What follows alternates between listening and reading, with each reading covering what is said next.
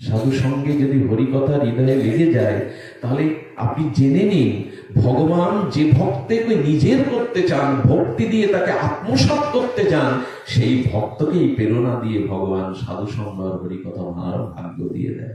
আর সেই ভাগ্য আমাদের হয়েছে। আজ বৈনী একাদশী পাবনী তিথি। এই তিথিতে তিনটি কাজ প্রত্যেকের করতে হয়। একটু নিশি জাগরণ, একটু হরিবাসরে হরিকথা শ্রবণ, আর একটু গীতা ভাগবত শ্রবণ আদি করা। সাধু সঙ্গ, নাম সংকীর্তন, একটু নিশি জাগরণ, এই যে ভাগ্য আমরা পেয়েছি। আমি এখানে আমার আসবার উল্লেখ হলো, এনারা বেশ কয়েকজন গ্রামবাসী আমার কাছে 2 দিন দিয়েছেন। শ্রী হরিবাসর পরম পাবনী তিথি, পরম পাবনী তিথি, আজ মাধব তিথি, ভক্তির জননী তিথি। এই মহান হরিবাসর তিথিতে আজ এই সুমঙ্গল মাঙ্গলিক পরম ভক্তি যজ্ঞের, সুধা কথা যজ্ঞের যে পরম আয়োজন, এই পরম আয়োজনে এই শুভ সন্ধিক্ষণে জীবন ধন, জীবন সর্বস্ব, রাতুল আতুল বন্দনীয় স্মরণীয় পূজনীয় শ্রীচরণ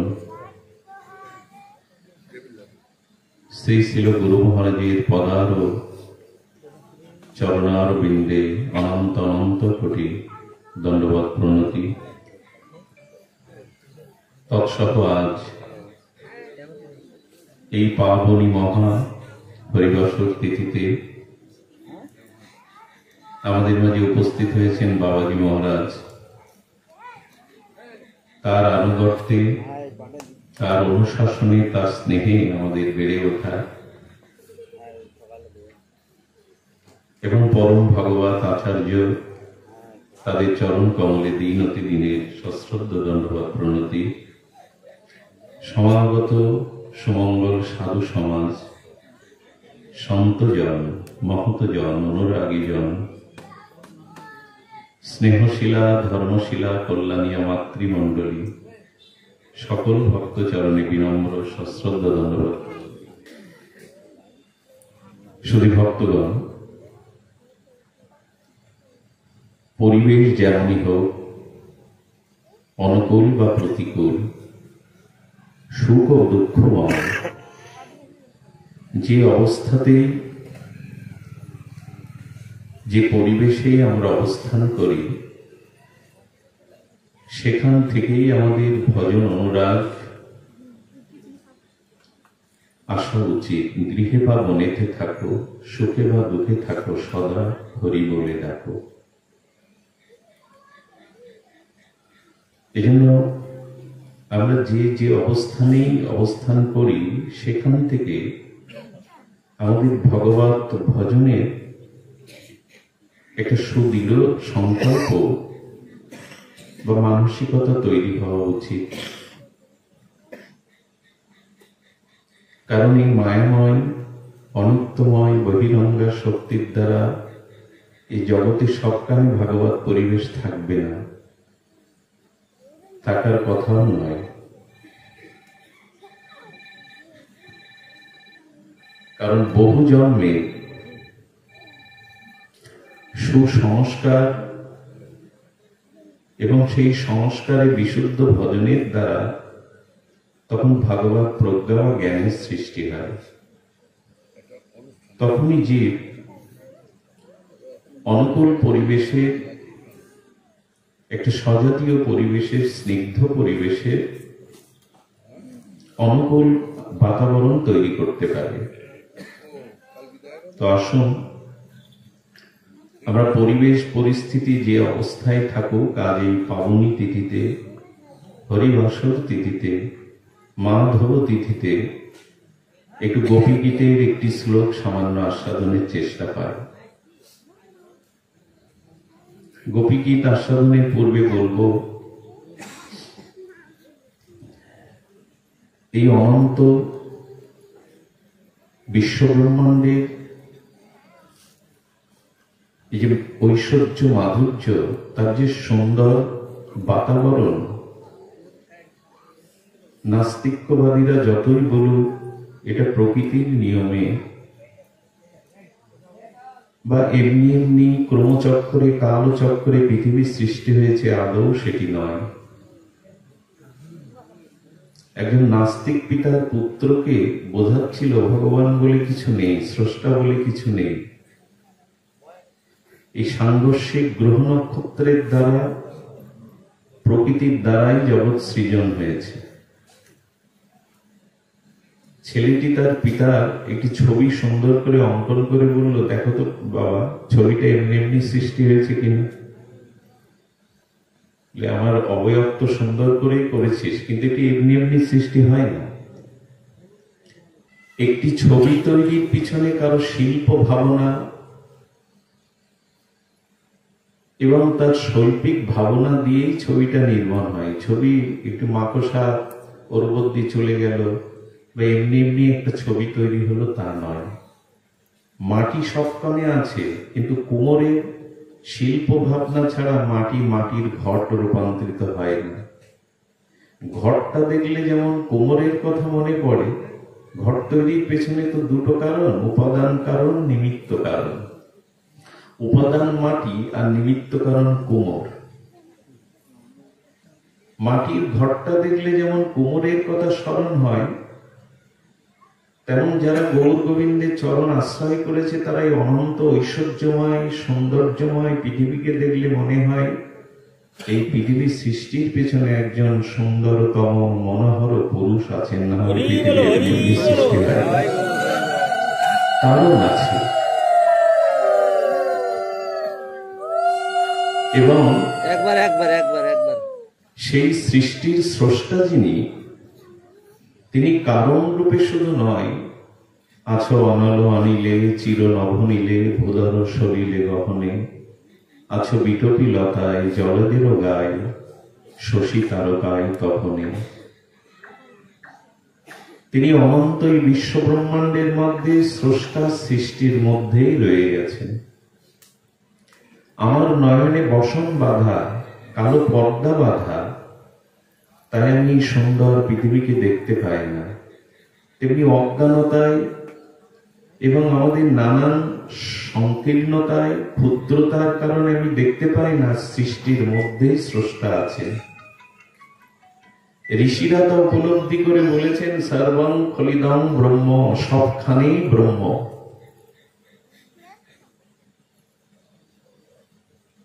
এই উপলব্ধিটি জীবনে প্রথম আসা উচিত প্রত্যেকের প্রগতিশীল ভক্তিপথের সাধকের।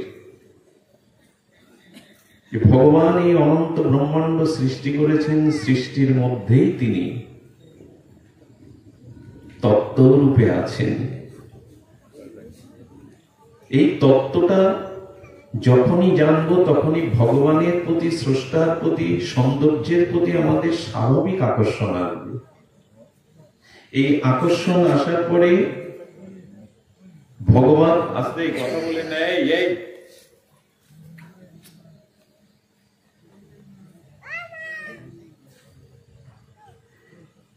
না,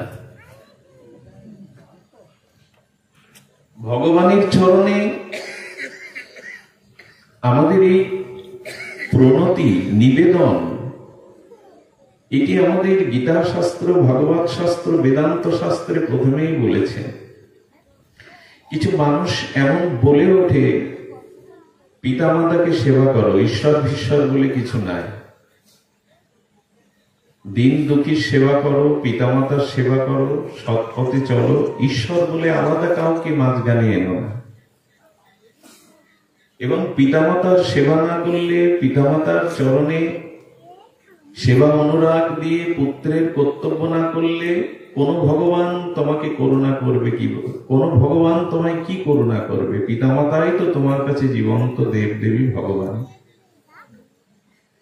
কিন্তু এই প্রসঙ্গ তুলে কেউ যদি বিশ্বপিতা, পরমপিতা, ভগবানকে ভজনাবাদ দিয়ে শুধু পিতামাতার সেবা নিয়েই থাকে, তার একটা স্বীকৃতি প্রাপ্তি আছে, তবে সেটা খুব স্বল্প। পিতামাতার সেবার দ্বারা, পুণ্যের দ্বারা মানুষ স্বর্গপ্রাপ্তি হতে পারে, ভগবত প্রাপ্তি হবে সম্ভব নয়। যদি বলা হয় পিতামাতাকে আমাকে সৃষ্টি করেছেন, জন্ম দিয়েছেন, প্রতিপালন করেছেন, আমরা তাদের কাছে ঋণী।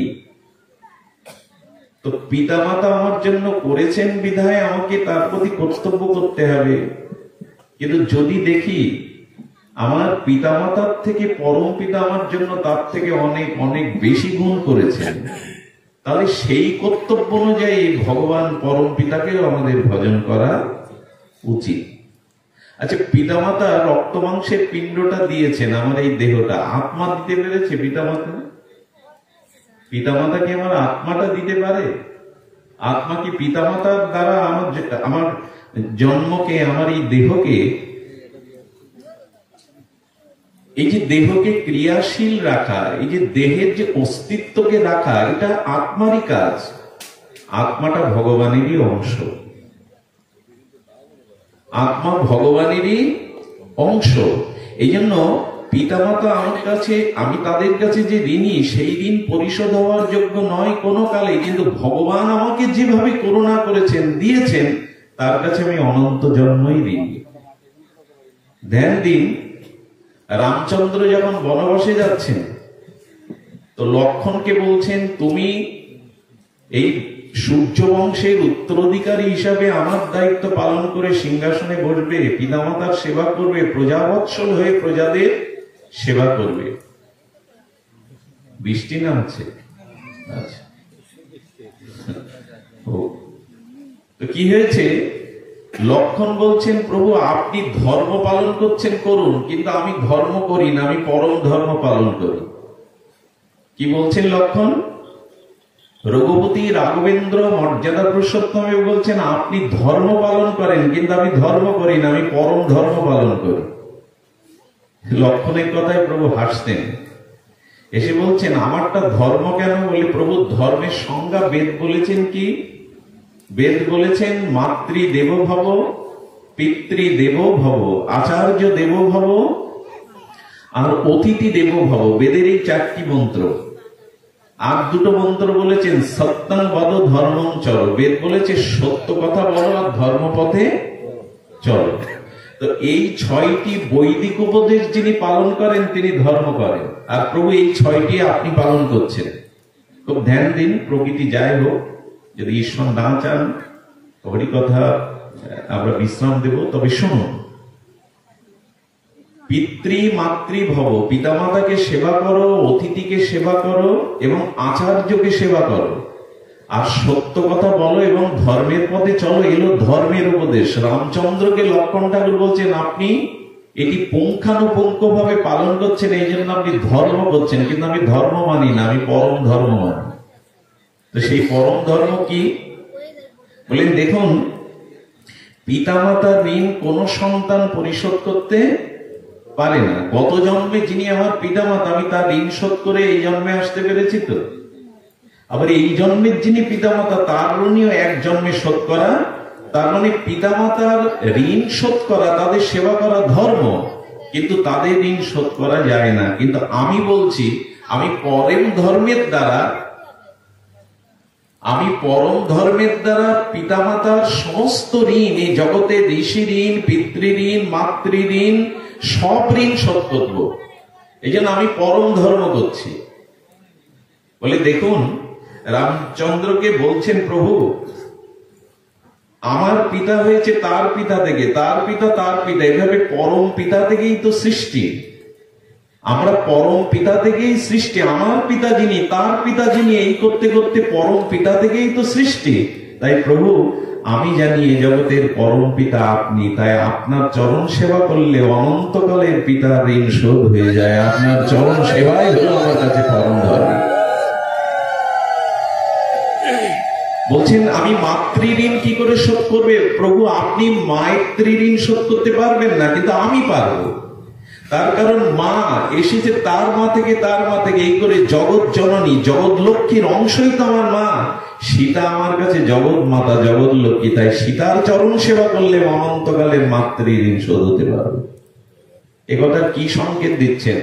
রাম পালন করছেন ধর্ম, লক্ষ্মণ ঠাকুর পালন করছে প্রভুর সেবা করে, মায়ের সেবা করে পরম ধর্ম। এই জন্য বললেন প্রভু মা বাবার সেবা, এই রাজ্যভার আমি নিতে পারবো না, কারণ আমি পরম ধর্মের জন্য আপনার চরণ, মা জানকীর চরণ সেবা করতে চাই। আচ্ছা, প্রহ্লাদ মহারাজ যদি পিতার আজ্ঞা পালন করে হরিভজন ত্যাগ করতেন, হিরণ্যকশিপুর কি উদ্ধার হতো? প্রহ্লাদ কি ঠিক কাজ করত? যে পিতামাতা বলবে যে ভগবান ভজন দরকার নাই, পিতামাতার সেবা করো, আমরাই তোমার ভগবান, এই কথা মানতে গেলে আপনি জন্ম মৃত্যু চক্রে আবদ্ধ হয়ে যাবেন। পিতামাতার প্রতি কর্তব্য করতে হবে, স্বামীর প্রতি স্ত্রীর কর্তব্য করতে হবে, কিন্তু জগৎপতির ভজন ছেড়ে, জগৎ পরম পিতার ভজন ছেড়ে যারা শুধু এই নিয়ে মেতে আছে, তারা প্রকৃত পরম ধর্ম বোঝেনি। পিতামাতার সেবা করলে পূর্ণ হয়, স্বর্গপ্রাপ্তি হয়, ভগবত চরণে ভক্তি হয় না। এ কথার আবার বিরূপ ব্যাখ্যা করবেন না যে আমি পিতামাতার সেবায় আপনাদের অনিয়ে আনছি না। শুধু পিতামাতার সেবা না, এই পিতারও সৃষ্টিকারী যিনি, সেই পরম পিতারই সেবা করতে হবে। লক্ষণ তাই করে পরম ধর্ম আশ্রয় করেছিলেন। এই জন্য যদি দেখি আমার ভিতরে আত্মারূপে অনন্ত বিশ্বব্রহ্মাণ্ডের সৃষ্টির কারণে পরম পিতাকে ভজন করতেই হবে। এই জন্য কবিরাজ কৃষ্ণ গোস্বামী বলেছেন, জগতের পিতা কৃষ্ণ যে না ভজে বাপ, পিতৃদ্রোহী পাতকের জন্মে জন্মে তাপ। যদি পরম পিতা কৃষ্ণের ভজন না করে, তাহলে জন্ম জন্মই জন্ম মৃত্যু প্রারব্ধ তাপ তার যাবে না। এই জন্য ভজন প্রয়োজন। আর এই ভজনের জন্য গোপীগণ এখানে বলেছেন, সুরত বর্ধনাম শোক নাশনাম। প্রভু হে রমণ, হে পৃষ্ঠ, হে সুন্দর, তোমার চরণে যারা আশ্রয় করে, তোমার চরণে যারা শুদ্ধ ভজন আশ্রয় করে, তাদের অনন্ত কালের শোক নাশনাম, শোক দূর হয়। দেখুন, জগতে সকলেই বিষাদকে, দুঃখকে ভুলতে চায়, পরম অখণ্ড ঐকান্তিক সুখ চায়। গোপীগণ বলেছেন, হে রমণ, হে পৃষ্ঠ, শোক নাশনাম, তোমার ভজন, তোমার অমীয় নামরূপ লীলা কথা সাধু সঙ্গে শ্রবণ, এটি হলো সমস্ত শোক নাশনাম। মানুষ শোক ভুলতে চায়, বিষাদ ভুলতে চায়, জীবনের যন্ত্রণা ভুলতে চায়। মানুষের জানা নাই সেটা কি করে ভোলা যায়। একমাত্র গোপীগণ বলছেন, তোমার নাম রূপ লীলা কথা সাধু সঙ্গে শ্রবণই হলো শোক নাশন। একমাত্র শোক নাশ হয় দ্বারা। সরিত বেদনা সুষ্ঠু চম্বিতম। হে প্রাণনাথ, হে প্রিয় পরম, হে পৃষ্ঠ, হে রমণ, সব এখানে ঐশ্বর্যাত্মক একটাও নাম নাই, সব মাধুর্য। বললেন, বাসি তোমার অধরামৃত পান করছে। গোপীগণ খেদ করে বলছেন, সে সৌভাগ্য বুঝি আমাদেরও হলো না।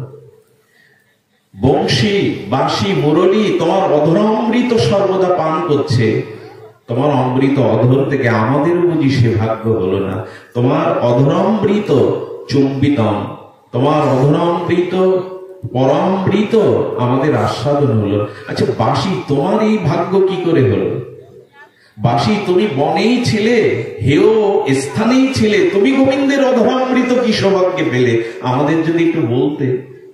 গোপীগণ আক্ষেপ করছেন, তোমার অধরামৃত পরম আমার তো পাওয়া হলো না।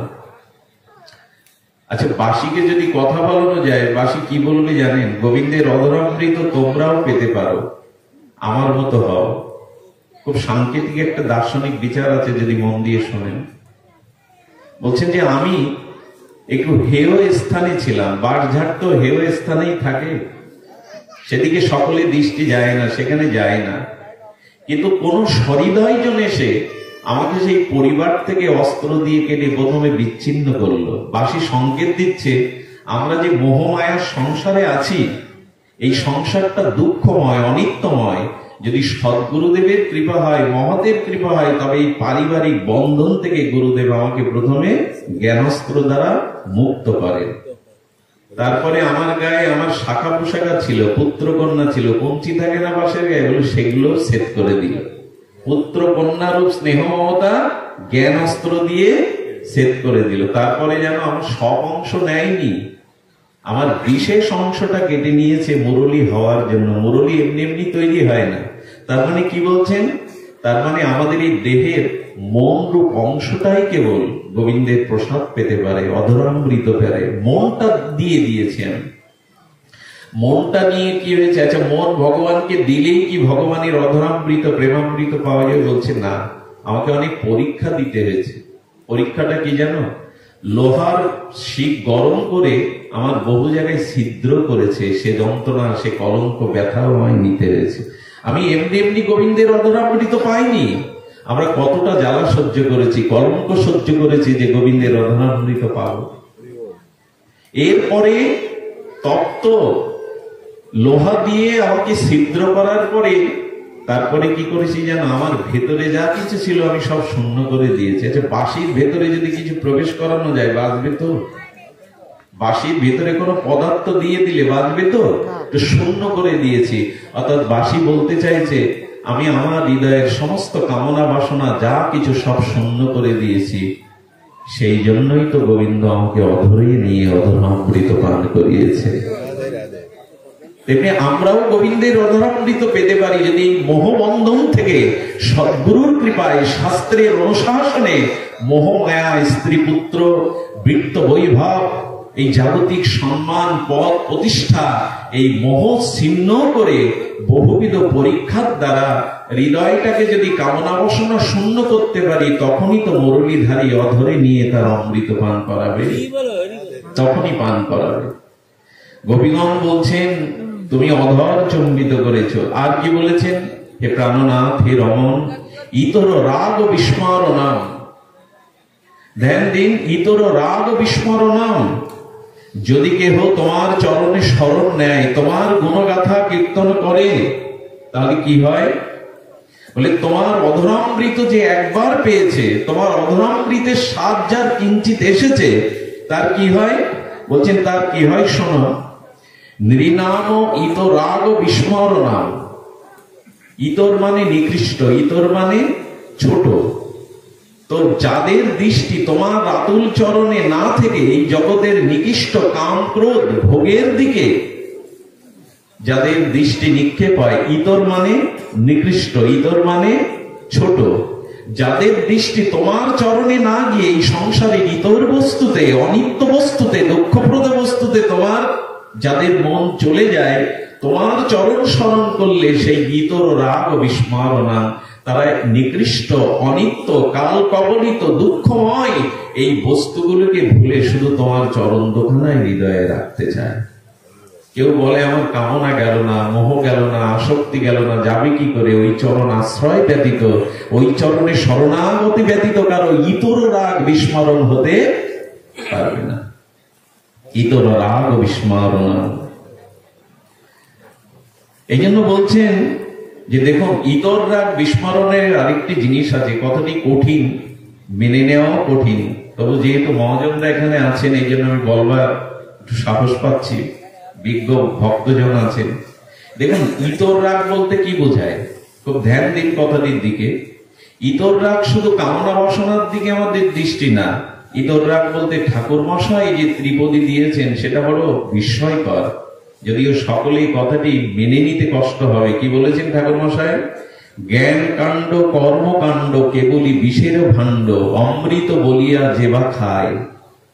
ওই যে বলেছেন, ছোট বস্তুর দিকে, অন্য বস্তুর দিকে দৃষ্টি গেলে অধরামৃত তুমি পাবে না, প্রেমামৃত তুমি পাবে না। তো ঠাকুর মশাই বলছেন, জ্ঞান কাণ্ড কর্মকাণ্ড কেবলই বিষের ভাণ্ড, অমৃত বলিয়া যেবা খায়।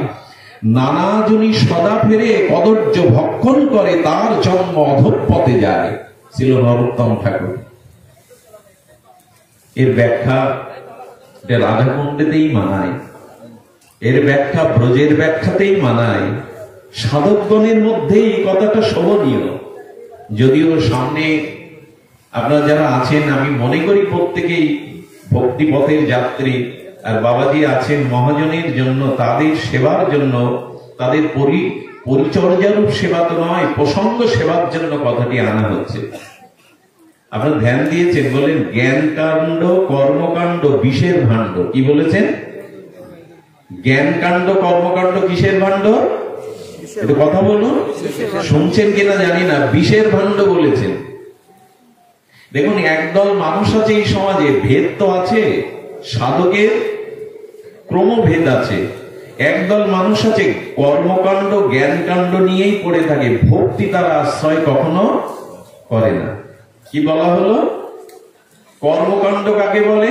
ওই যে কর্মকাণ্ড বললাম, আমি দান ধ্যান করব, আমি ন্যায় নীতি নিয়ে চলবো, পিতামাতার সেবা করব।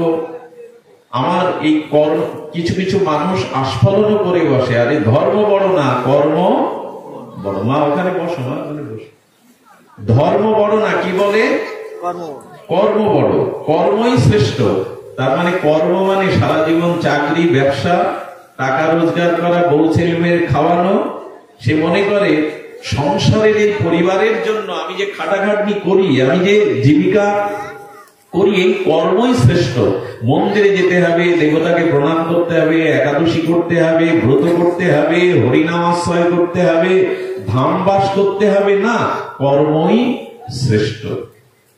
কর্ম শ্রেষ্ঠ বটে, কিন্তু শুধু সংসারের জন্য যে কর্ম, নিজ দেহ সুখের জন্য যে কর্ম, এই সমাজে শুধু পরিবার পরিজন তাদের সুখের নিমিত্তে যে কর্ম, সেই কর্ম নিষ্কাম কর্ম নয়, সেই কর্ম ভগবত উদ্দেশ্যের কর্ম নয়। যারা এই কর্মকাণ্ডকেই জ্ঞানকাণ্ড কর্মকাণ্ড কেবলই এটা বিষ হয়ে যায়। আজ পর্যন্ত সংসারের জন্য সর্বস্ব করে আপনি সংসারে কারো মন পাননি, পাবেনও না। সংসারে 16 আনা কারো মন পাওয়া সম্ভব নয়, কারণ কারো সাথে কারো মন জীবনে মিশবেই না। এটাই সংসারের মনের রীতি।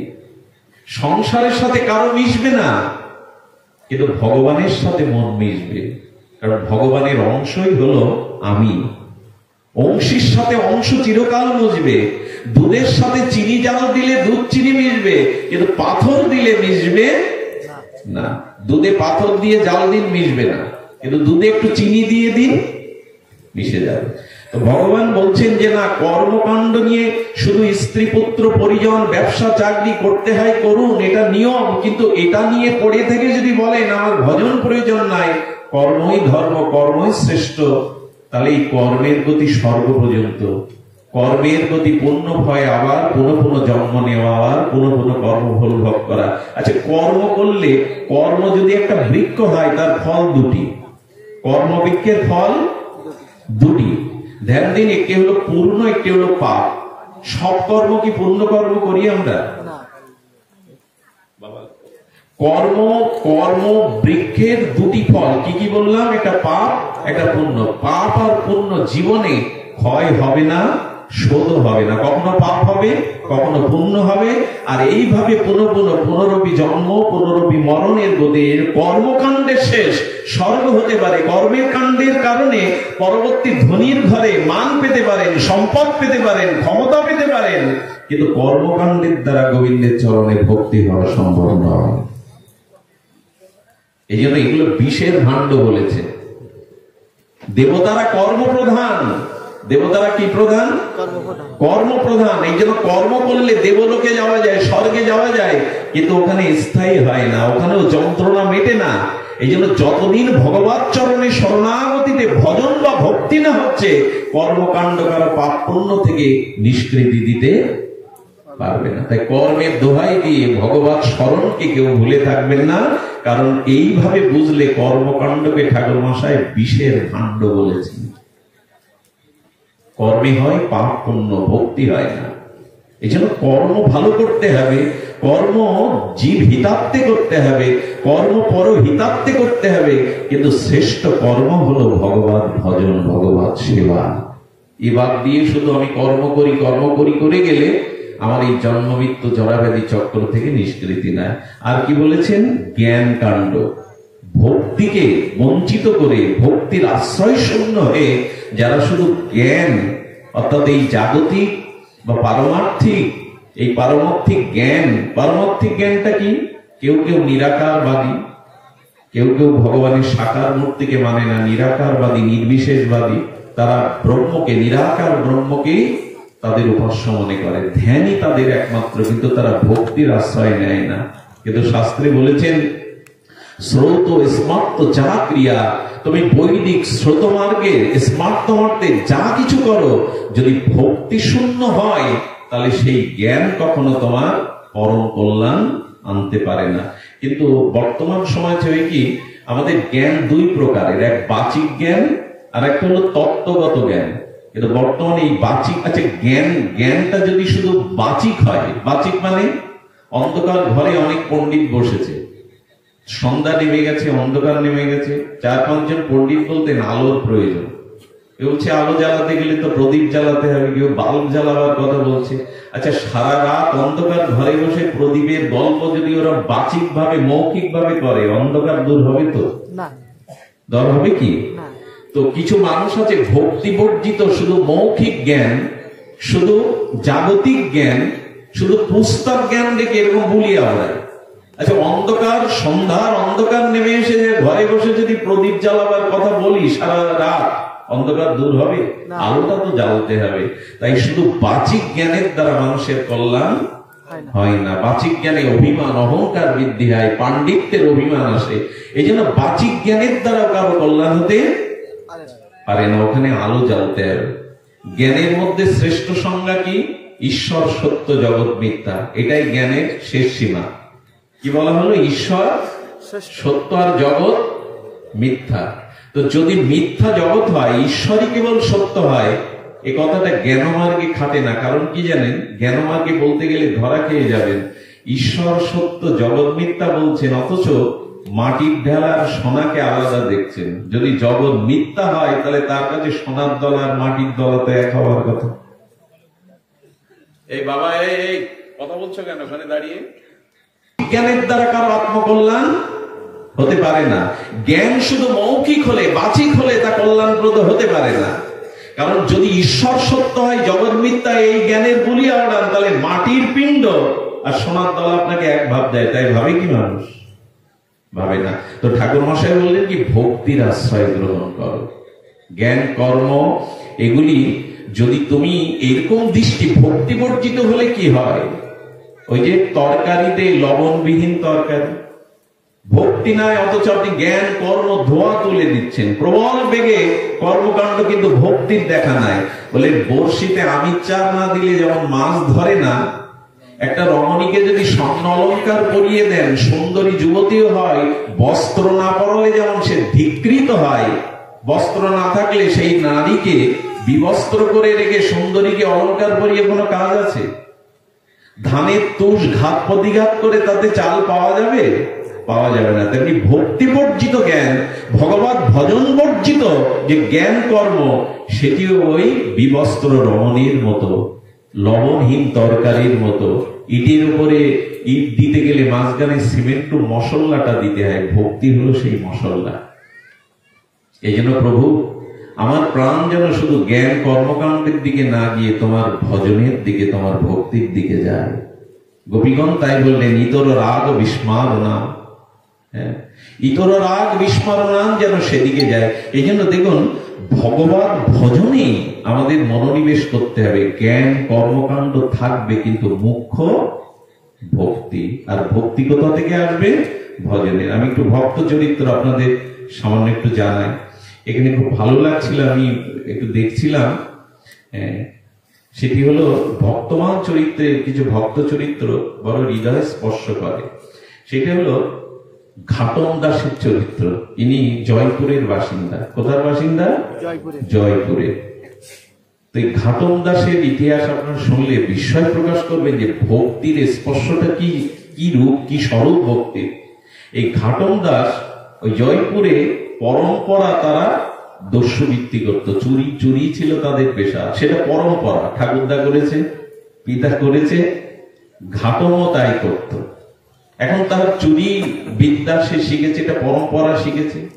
এই চুরি করতে করতে ও সর্বদাই, আর এখন যেটা চুরি করে, জঙ্গলের মধ্যে একটা পথ আছে, ওই পথ দিয়ে মানুষকে প্রয়োজনে যেতে হয়, ওখান থেকে সব ছিনিয়ে নিয়ে যায়। কিন্তু জানেন, পূর্ব জন্মের যদি কোনো সুকৃতি সৌভাগ্য থাকে, তাহলে জানবেন নিষিদ্ধ অশাস্ত্রীয় কাজের মধ্যে থাকলেও যদি কোনো সুকৃতি থাকে, ওর মধ্যে কোনো না কোনো দিন কোনো সাধু কৃপা আপনি পেয়ে যাবেন। বহু পুণ্য করলে বহু পুণ্যের দ্বারা কোনো না কোনো দিন জীব সাধু সঙ্গ পায়, হরিকথা শোনার ভাগ্য পায়। বহু পুণ্য একত্রিত হল, স্বল্প পুণ্যে হয় না। বহু পুণ্য একত্রিত হলে সেই জীব ভগবানের তরফ থেকে সাধু সঙ্গ পেয়ে যায়, ভগবত কথা শ্রবণে কৃপা পায়। ওই পথ দিয়ে জঙ্গল দিয়ে যাচ্ছিলেন একজন পরম সাধু, এবং তিনি সিদ্ধ মহাত্মা, নামনিষ্ঠ মহাত্মা। তো চোর হলে কি হবে, সাধুকে দেখে ও প্রথমে ব্যক্তি মনে করে সামনে গিয়ে দেখে বাবাজি মহারাজ। তো যেহেতু কোনো স্বীকৃতি ছিল, এই জন্য বাবার দেখা পেয়েছেন, মহারাজের দেখা পেয়েছেন, চরণে পড়ে প্রণাম করেছে। বললেন, বাবা আমার প্রণাম নিন, আশীর্বাদ করুন। কে তুমি? বলে, আমি ঘাটক, দাস তখনও হয়নি। তো কি কাজ তোমার? সরাসরি বলে দিল, আমরা পরম্পরা চুরি ডাকাতি করি। তো বাবা আপনার কাছে তো কিছু নেওয়ার নেই, তা আপনি আশীর্বাদ করুন চুরিতে যেন আরো ভালো করে করতে পারি, ধরা না পড়ি। সাধুর কাছে তো ওটাই চাইবে। সাধু বাবা তখন ডেকে বলছেন, হ্যাঁ বাবা আশীর্বাদ তোমায় করব, চুরি ছেড়ে দিতে পারেন? বলে, মহারাজ আপনি যেমন আপনার ভজন ছাড়তে পারেন না, আমিও চুরি, আর এটাই তো খাই, আমি সংসার চালাই। আপনি যেমন ভজন সাধন করে ভক্তরা দেয়, জীবিকা নির্বাহ আপনার হয়ে যায়, আমারও তো কর্মই, এটা বাবা ছাড়তে পারবো না। তো বাবা আমাকে কোথাও উপদেশ দিন, আমি চুরি ছাড়তে পারবো না। এটা যদি বলেন আমি ছাড়তে পারবো, কিন্তু আপনি পেয়েছি, আপনাকে সাধু মানুষ উপদেশ দিন। বাবা 4টে উপদেশ দিয়েছিলেন। প্রথম উপদেশ হলো যে তিনি বললেন, হ্যাঁ তুমি চুরি করো, তুমি চুরি করো, আমি তোমার এই পারিবারিক পরম্পরা পেশায় বাধা দেব না, কিন্তু 4টে উপদেশ তোমার পক্ষে মানা সম্ভব, তোমার আত্মকল্যাণের জন্য এই 4টে উপদেশ যদি মনে হয়। বাবা বলুন। বলে, তুমি যে অবস্থায় পড়ো না কেন প্রতিকূল, সত্য বলবে। বলে, বাবা এটা সম্ভব, বলবো। তারপরে বলছেন যে তুমি যেখানে মন্দির পাবে পথে যেতে, বা যেখানে ভগবানের দিব্য আরতি আছে, বিগ্রহ আরতি হচ্ছে, বিগ্রহ দেখবে, তুমি সমস্ত কাজ থাকলেও, তোমার সমস্যা থাকলেও মন্দিরে গিয়ে বিগ্রহকে প্রণাম করবে, বিগ্রহের আরতি দর্শন। একটা কথা বলি, যেখানে সেবিত বিগ্রহ, অষ্টা বিগ্রহ, যখন আরতি হয়, আরতির আগে শাঁখ বাজায় কেন জানেন? শঙ্খ, সেখানে ঘন্টা বাজায় কেন জানেন? আরতিকে আহ্বান করা হয়। শাস্ত্রে বলেছে 10,000 কামধেনু দান করলে যে পুণ্য হয়। কয় হাজার?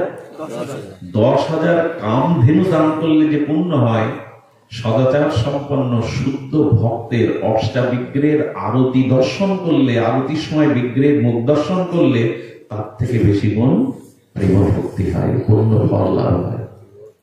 এই জন্য ভগবানের আরতি যেখানে হবে দাঁড়িয়ে যাবেন, বিগ্রহের বদন দেখতে হয়।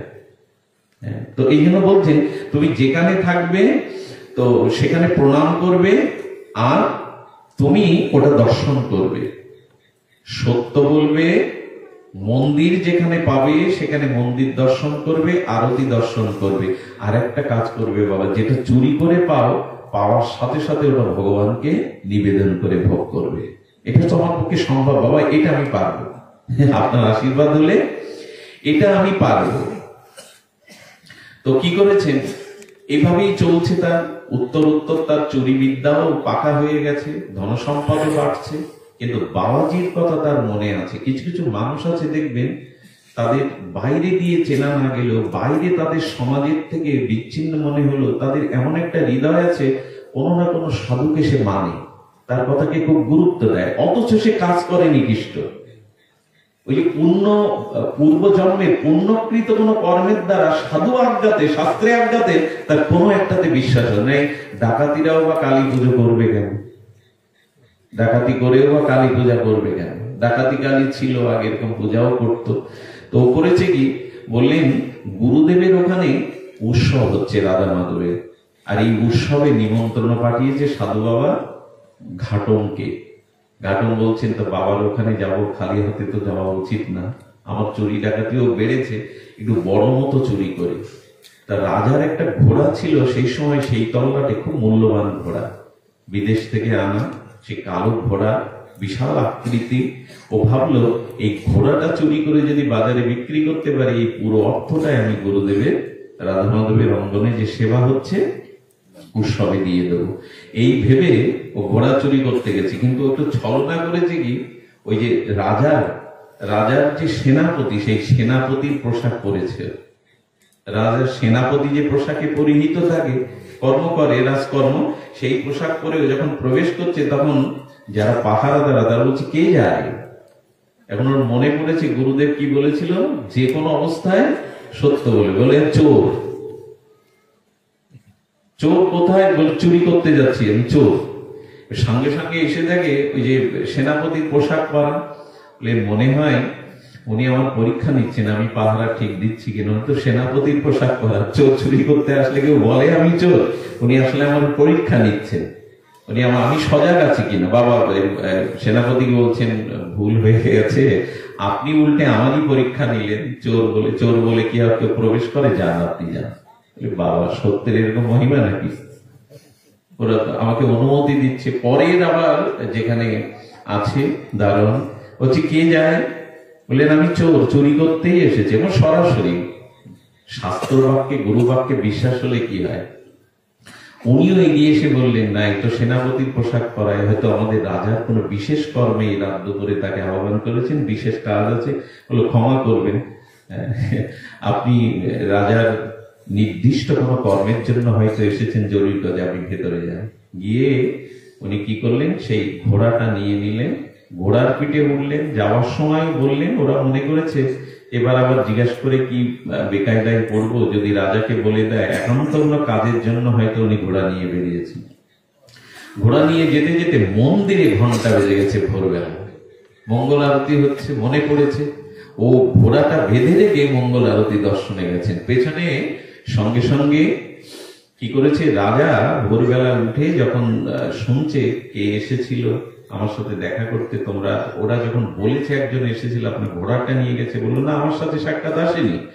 বললেন উনি তো চোর, বললেন চোর কখনো চোর বলে? আর পোশাক পরিহিত আমাদের সেনাপতি, বলে তারাতেই ছল করেই নিয়ে গেছে, তোমরা যাও। ওরা দৌড়াতে দৌড়াতে গিয়ে দেখে ঘোড়া বাঁধা, ও মন্দিরে দিব্য আরতি দেখছে। ওর ভয় ছিল না, ছিল, কিন্তু সাধু বাক্যকে গুরুত্ব দিয়েছে যে যেখানে মন্দির পাবে বিগ্রহকে দর্শন করবে, আরতি দর্শন করবে। বিগ্রহকে অপলক নয়নে দর্শন করছে। আরতির সময় বিগ্রহের একটা চিন্ময়ত্ব, একটা আনন্দ ঘন প্রকাশ হয়, জ্যোতি প্রকাশ হয়। ওই দেখতে দেখতে এসে দেখে সেনারা ঘোড়াটা ঘিরে দাঁড়িয়েছে। এবং ও যখন ঘোড়ার কাছে আসছে, ও বিস্ময় প্রকাশ করে কি দেখলো জানে? এই ব্যাসাসন তো গল্প বলার জায়গা নাই, দেখলো সেই কালো ঘোড়াটা পুরোপুরি শ্বেত শুভ্র রং হয়ে গেছে। কি রং হয়ে গেছে? শ্বেত শুভ্র রং হয়ে গেছে। এবং রাজ সেনারা এসে বলছেন রাজার ঘোড়া তো কালো, আমরা নিত্য সেবা করি, ঘোড়া তো সাদা নয়। ওকে বলছেন আচ্ছা তুমি ঘোড়া নিয়ে এসেছিলে? তুমি তো? বলে হ্যাঁ। বলে এই ঘোড়া তো কালো ছিল, সব কানেই কালো, সাদা হলো কি করে? সে ঘোড়া কই? বলে দেখো তো এর কান দেখে, চোখ দেখে তোমাদের রাজার ঘোড়া কিনা। তো বলছে হ্যাঁ তো রাজারই ঘোড়া, কিন্তু সাদা হলো কি করে, শ্বেত শুভ্র হলো কি করে? বললেন বোঝো না, শ্বেত শুভ্র হয়েছে এই কারণে গুরুদেব বলে দিয়েছিলেন যা কিছু চুরি করবে তা ভগবানকে নিবেদন করলে তত প্রসাদী হয়ে যায়। ওটা আমি রামকেই নিবেদন করে দিয়েছি, ভগবানকেই নিবেদন করেছি, ওটা প্রসাদী হয়ে গেছে, এই জন্য সাদা। বলে এইসব চালাকি খাটবে না, চলো রাজার কাছে। রাজার কাছে নিয়ে যাওয়া হলো। রাজা সব বৃত্তান্ত শুনলেন। বললেন আচ্ছা আপনি সত্য কথা বললেন, আমি চোর, চুরি করতে এসেছি, আবার নিয়ে গেলেন। তখন বলছেন আমার বিশ্বাস হয় না এই মুহূর্তের মধ্যে ঘোড়ার রং কালার হতে পারে। ঘোড়ার গলার কাছে একটা চিহ্ন ছিল, সেই চিহ্নটা রাজার দিকে বিস্ময় প্রকাশ করে বললেন সত্য করে বলুন আপনি কোন দেবতা না মহাপুরুষকে? কারণ আপনার ছোঁয়াতে ঘোড়ার কালো রং সাদা হয়ে যায়, আপনি সাধারণ হতে পারেন না, আর আপনি সত্য বলেই নিয়ে গেছেন। বললেন সবকিছুই গুরুদেবের আজ্ঞা। উনি বলেছিলেন যা কিছু জগতে পাবে তা আগে ভগবানকে নিবেদন করবে। আমি রামচন্দ্রকে নিবেদন করেছি, সেই নিবেদনের প্রসাদ রূপে হয়তো তার এই বর্ণ এসেছে। তখন বললেন যার চুরি করা ঘোড়ার রং মুহূর্তে পরিবর্তন হয় প্রভুকে নিবেদনকারী, সে চোর হয়ে থাকবে কেন?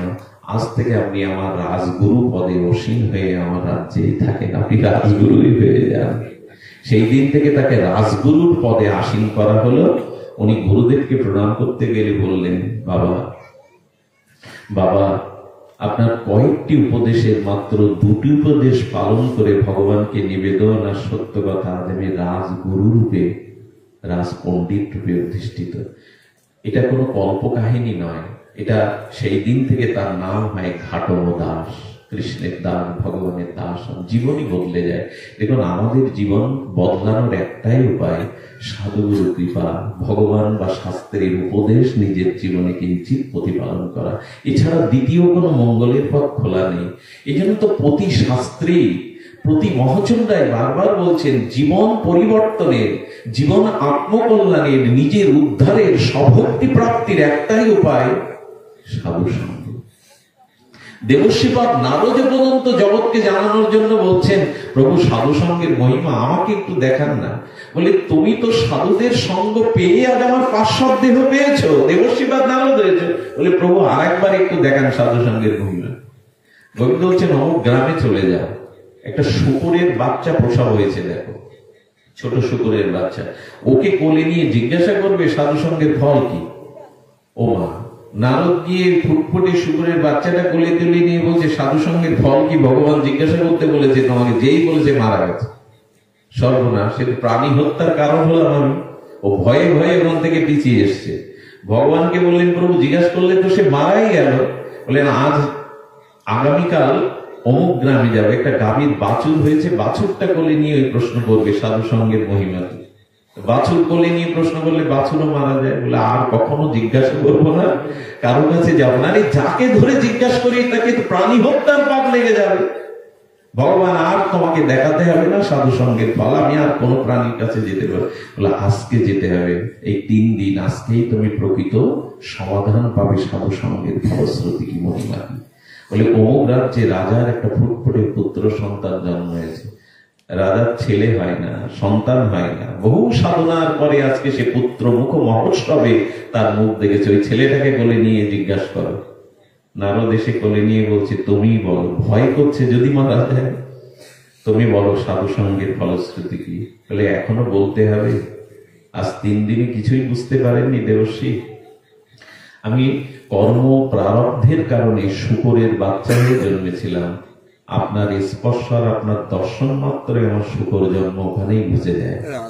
শুকর জন্ম থেকে আমি গাভীর বৎস হয়ে গতদিন জন্মেছিলাম। শুধু আপনার কৃপায় সেই গাভীর বৎস, আপনার স্পর্শ দর্শন মাত্রই গাভী জন্ম বুঝে গিয়ে আমি রাজপুত্র রূপে জন্মেছি। এই হলো সাধু সঙ্গের ফল। আমি রাজপুত্র রূপে আজ এখানে জন্মেছি। আপনি এবার বুঝুন দেবশ্রীপাদ নারদ। সাধু নারদের চোখে জল এসে গেল। নারদ জগৎকে বললেন, জীবনে একটা কাজ করো, অন্তত বিশুদ্ধ ভজনানন্দে নির্মল চরিত্র সাধুর সঙ্গ করো। এটা এই মনুষ্য জীবনের সর্বশ্রেষ্ঠ প্রাপ্তি। দেখুন, আমি খুব সাহস বুকে নিয়েই বলছি, ভগবান পেলে পাওয়া হয় না, ভগবানকে পেয়েও আপনার কোনো লাভ হবে না যদি ভগবত প্রাপ্তির পূর্বে আপনি সাধু সঙ্গ, সাধু কৃপা না পান। আপনি ভগবানকে উপভোগ করতে পারবে না, ভগবানের মাধুর্য আস্বাদন করতে পারবে না ভগবান সামনে এলেও যদি গুরু কৃপা, সাধু কৃপা না পান। বাবাজি বসে আছে, আমারও মানসিক ব্যস্ততা আছে।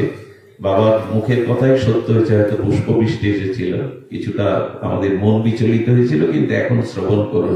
আমি অঙ্গদজির একটা চরিত্র সামান্য একটু স্পর্শ করেই বিশ্রাম রাখি।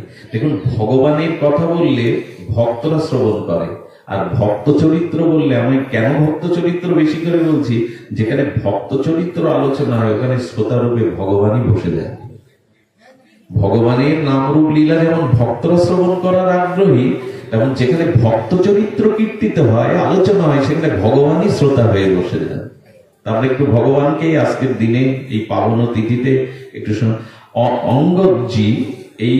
অঙ্গদজি ছিলেন সাধু বিদ্বেষী, বৈষ্ণব বিদ্বেষী, কেউ কেউ থাকে, কিন্তু ঘটনাক্রমে ওনার স্ত্রী বড় সাধু প্রেমী, হরিকথা প্রেমী। যেখানেই হরিকথা, এতে এত সুন্দরী ছিল, এত রূপবতী ছিল যে স্বামী ওর প্রতি কিছুটা মোহ ছিল। সুন্দরী রমণী হলে যা, যৌবনাবতী অপরূপ সুন্দরী, এই জন্য ওর প্রতি একটা প্রবল মোহ ছিল। আর অতিরিক্ত স্ত্রী আসক্তি হলে সেই পুরুষ কিছুটা ব্যক্তিত্ব হারিয়ে ফেলে। এই জন্য অতিরিক্ত স্ত্রীতে আসক্তি হওয়াতে অনেক পুরুষ তার ব্যক্তিত্ব জলাঞ্জলি দিয়ে বসে। ও ভগবান মানে না, কিন্তু স্ত্রীকে বেশ মানে, মোহ আছে তো, সুন্দর রূপবতী। তো ঘটনা ঘটেছে, ওকে বলেছে, দেখো আমার সংস্কার হলো সাধু সঙ্গ হরিকথা শোনা, এটা তুমি বাধা দিতে, আর যদি বাধা দাও আমাকে তুমি পাবে না, আমি এখানে থাকবোই না। ওই মোহগ্রস্ত হওয়ার কারণে ওকে আর বাধা দেয় না। যেখানে সাধু সঙ্গ হয়, হরিকথা হয়, ওনার স্ত্রী চলে যায়। ওনার মনে ইচ্ছা হয়েছে আমি একদিন বাড়িতে সাধু সেবা দেবো, একটু হরিকথা হবে। সাধুদের আহ্বান করেছেন, হরিকথা কীর্তনে চলছে। স্বামী বাড়ি এসে বলছে, আমার বাড়ি, আমার আয় করা অর্থ এইসব পাষাণদের দল এসে নাচছে গাচ্ছে খাবে, আরে আমার অনুমতি নেবে তো? এরা রেগে গিয়ে সেই সমস্ত ওদের অপমান করে বের করে দিল, আর কখনো এদিকে আসবেন না, আমার অনুমতি নিয়েছেন, গৃহকর্তা আমি, এখানে নাচছেন গাচ্ছেন, হ্যাঁ এগুলো কি ধর্মশালা পেয়েছেন? এটা আমার বাড়ি, নিজস্ব আলায়, বের করে দিয়েছে। স্ত্রী ঘরে দৌড় দিয়ে কাঁদছেন, কারণ সাধুই তো তার জীবন, হরিকথাই তো তার জীবন। কান্নার পরে এক হাত ঘোমটা দিয়ে স্বামীর সামনে বলছে, দেখো বিবাহ যখন করেছি বেদ ব্রাহ্মণ সাক্ষী করে, ছেড়ে আমি যাব না, এটা আজ থেকে যেহেতু আমার প্রাণ হরিকথা, আমার প্রাণ সাধু সঙ্গ, সেটাতে তুমি যে ব্যবহার করলে, আজ থেকে আমার মুখ তুমি দেখতে, আমি সব কাজ করবো, রান্না সেবা আমার গৃহকর্ম যা কিছু আমার কর্তব্য করবো, কিন্তু আজ থেকে তুমি আমাকে স্পর্শ করতে পারবে না, আমার মুখও দেখতে পারবে না। এটা খুব দৃঢ় করে সংকল্প নিয়ে, খুব ব্যথা পেয়েছিলেন। সাধুকে যারা ভালোবাসে, সাধুপতি যাদের জীবন, হরিকথাই যাদের জীবাত, তাদের তো ব্যথা লাগবেই। সেই ব্যথায় ব্যতীত হয়ে অঙ্গদজির স্ত্রী সেই থেকে দীর্ঘ 3 মাস মুখ দেখাননি। রান্না বান্না করতে হয়, দিতে হয়, দিতে, কিন্তু মনটা অনেকটা সরে গিয়ে বদন যে কৃষ্ণ বিমুখ, সাধু বিমুখকে আমি মুখ দেখাবো না। শাস্ত্র বলছে, দেখুন সকালবেলা উঠে অন্তত ভগবানকে এটাই বলবেন, প্রভু দেখতেই যদি হয় কোন ভক্তের মুখই যেন দর্শন হয়।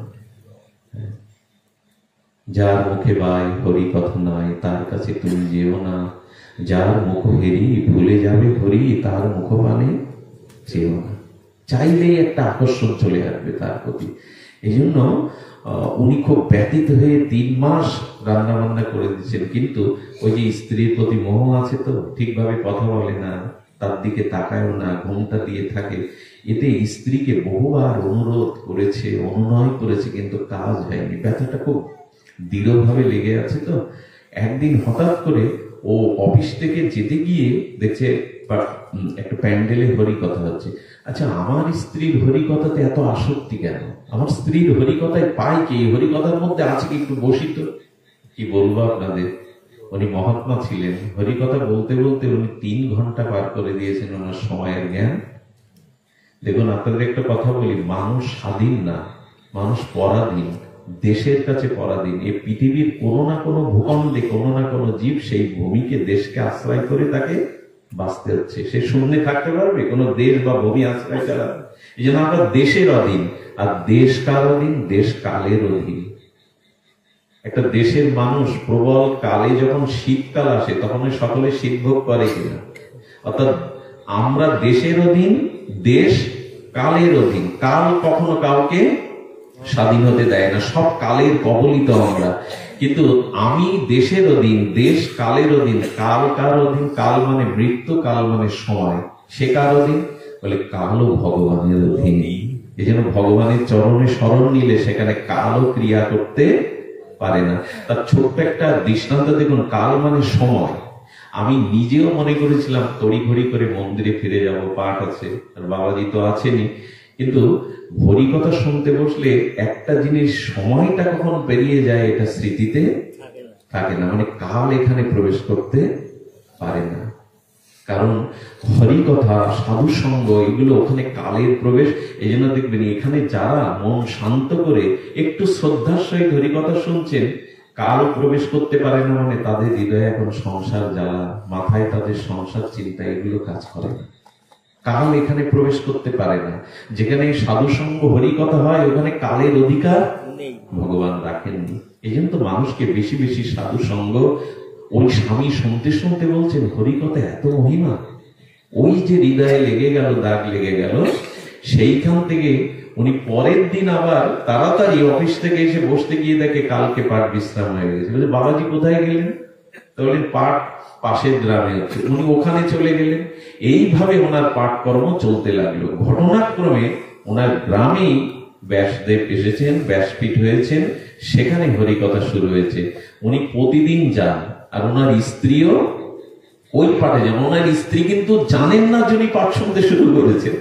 এত নেশা হয়ে গেছে যে ওই পাঠ শুনতে গ্রামেই যান। ওনার স্ত্রী ঘুমটা দিয়ে বসেন, সবার দিকেও তাকান না। তো উনি পাঠ শুনতে শুনতে দেখছে একজন নৃত্য করছে, তার চলা, তার অঙ্গভঙ্গিমা, তার হাতগুলো তার চেনা। উনি ঘোমটার থেকে একটু উঁচু করে দেখছে একজন আমাদের মানুষটাই, যে সাধুকে তাড়িয়ে দিল, হরিকথাকে বিঘ্ন ঘটালো, সে নৃত্য করছে ব্যাসদেবের সামনে, ব্যাসপীঠের সামনে। পরের দিন গিয়ে লক্ষ্য করলেন এ তো আমার জীবন দেবতায়, এ তো স্বামী, এবং তিনি হরিকথায় কাঁদছেন, হরিকথায় নৃত্য করছেন। সবশেষে কি করেছে জানেন? পাঠ শেষে ধুলায় গড়াগড়ি দিচ্ছেন, ঘরে এসে কাঁদছে। এটাও সম্ভব, এটাও সম্ভব। সেদিন আর ঘোমটা দেয়নি, সেদিন ঘোমটাটা উন্মুক্ত করেই অপেক্ষা করছে। কিন্তু ও ঘরে যাওয়ার পরে মুখের দিকে তাকাচ্ছে না। তুমি হরিকথায় গিয়েছিলে? আজকে 3 মাস ধরেই শুনছি। ওইখানে গিয়ে নৃত্য করছিলে, গড়াগড়ি দিচ্ছিলে? হ্যাঁ দিচ্ছি। কিন্তু আজ তুমি ঘোমটা খুলেছো কেন? তোমার তো ঘোমটা দিয়েই থাকার অভ্যাস। বললেন না, আজ আমার ইচ্ছা পূর্ণ হয়েছে, আজ তোমার হরিকথাতে রুচি হয়েছে, সাধু সঙ্গে রুচি হয়েছে, এই জন্য ঘোমটা খুলেছি। অনঙ্গজি কি বললো জানেন? বললো তুমি ঘোমটা খুলেছ ঠিকই, কিন্তু আজ তোমার দিকে তাকাতেও আমার ইচ্ছা করছে না। আমার মনে প্রাণে হরিকথা রাধারানীর চরণ চিন্তায় বারবার হচ্ছে। তুমি খুলেছ বটে, কিন্তু তোমার দিকে দৃষ্টিও আমার দিতে আজ ইচ্ছা করতে। রাধারানী বলেছিলেন সকৃতি দদন লীলা বিপ্রুট দ্বন্দ্ব ধর্ম বিনষ্টা।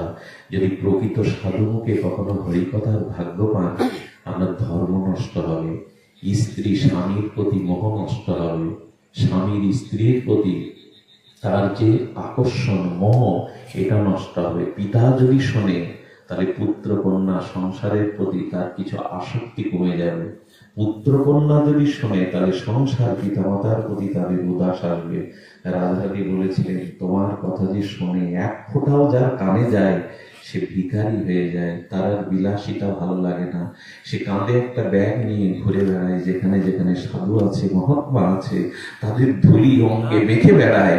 আর তোমার কথা যারা শোনে, তারা পাখি হয়ে যায়, বৃহঙ্গ, বিহঙ্গ হয়ে যায়। বিহঙ্গ হয়ে কি করে জানেন? পাখা ওঠে তাদের, যেখানে যেখানে হরিকথা হয় তারা উড়ে উড়ে সেখানেই যায়, তারা ঘরে থাকতে পারে না। এই জন্য মনুষ্য জীবনের একমাত্র কল্যাণ, আত্মকল্যাণ, ভক্তির উপায় সাধু সঙ্গে হরিকথা। সাধু সঙ্গে যদি হরিকথা হৃদয়ে লেগে যায়, তাহলে আপনি জেনে নিন ভগবান যে ভক্তকে নিজের করতে চান, ভক্তি দিয়ে তাকে আত্মসাৎ করতে চান, সেই ভক্তকেই প্রেরণা দিয়ে ভগবান সাধু সঙ্গ আর হরিকথা ভাঙার ভাগ্য দিয়ে দেয়। আর সেই ভাগ্য আমাদের হয়েছে। আজ বৈনী একাদশী, পাবনী তিথি। এই তিথিতে 3টি কাজ প্রত্যেকেই করতে হয়। একটু নিশি জাগরণ, একটু হরিবাসরে হরিকথা শ্রবণ, আর একটু গীতা ভাগবত শ্রবণ আদি করা। সাধু সঙ্গ, নাম সংকীর্তন, একটু নিশি জাগরণ, এই যে ভাগ্য আমরা পেয়েছি। আমি এখানে আমার আসবার উল্লেখ হলো, এনারা বেশ কয়েকজন গ্রামবাসী আমার কাছে 2 দিন গিয়েছেন। তাদের হাত জোড় করা, তাদের আকুতি। এবং আমার গ্রামের একটা ছেলে বারবার বললো, দাদা এখানে হরিকথা হয় না, যদি একটু কৃপা করতেন। তো আমার এসে প্রথম বাবাজি মহারাজ, উনি আসলে পরিবেশটা, উনি সাধু থাকলে এই হয়। প্রথমে এসে আমি আশা করেছিলাম পরিবেশটা আরো সুন্দর করবেন, কারণ ভাগবত করতে গেলে আমি বলেছিলাম 8টার আগে একটু নাম সংকীর্তন করা, কিন্তু ওনারা হয়তো দেরিতে পৌঁছেছেন, সংকীর্তনটাও হয়নি, সেভাবে প্রস্তুতিও তেমন ছিল না। হতেই পারে এটা সূচনার অন্য, এটা প্রথম হয়তো এখানে ভাগবত হচ্ছে এই কারণে। তো আমি গ্রামবাসীকে হাত জোর করে বলবো, যেখানে সাধুগণ আসেন, আচ্ছা এইখানে যদি ভাগবত ব্যতীত অন্য কিছু হতো, এইসব মহাত্মাদের আপনারা, হ্যাঁ অনেক ভিড় হতো, অনেক লোকারণ্য হয়ে যেত, এতে সব মহৎ সাধুদের, বাবাজিদের পাওয়া যেত না। তো ভাগবত দিন সনাতন ধর্মের আত্মকল্যাণের জন্য, সমাজ কল্যাণের জন্য এখন হরিকথার বিশেষ প্রয়োজন। হরিকথার অতীব প্রয়োজন। সাধুসঙ্গ হরিকথা ব্যতীত আমাদের জীব জীব জগতের পরিবর্তন, আত্মিক কল্যাণ এটা হওয়া সম্ভব নয়। তাই আগামীতে আপনারা এর থেকে সুচারু পরিবেশে সাধুদের কাছে উপদেশ শুনে সেই পরিবেশ পরিমণ্ডল তৈরি করে আপনারা আবারও হরিকথায় ব্রতী হবেন, এই প্রত্যাশা রাখি। আমার ভালো লাগছে আজকে সোনাবাড়িয়া থেকে, আমাদের কলরোহা থেকে আমাদের সুজন বিজন দ্বারা এসছেন, আমাদের বাবু এসছেন কাজ ফেলে। বাবু তো অনেক সমাজে এখন কাজ, ওনার দায়িত্ব। তো যারা এসেছেন তারা এদের প্রতি একটু কৃপা করে যাবেন, যাতে এদের হরিভক্তি হয়, আগামীতে ভগবত ভজনে এদের একটা আগ্রহ হয়। আমাদের শ্রী শ্রী অনুকূল দাদাজি এসেছেন, এরকম ভক্ত প্রভারকে পেয়ে আমি নিজে ধন্য হলাম। আপনাদের সকলের চরণে বারবার প্রণতি জ্ঞাপন করে আপনাদের শুভাশিস প্রার্থনা করে আমি কথা রাখছি, কিন্তু বাবাজি মহারাজ এখন হরিকথা আসবেন।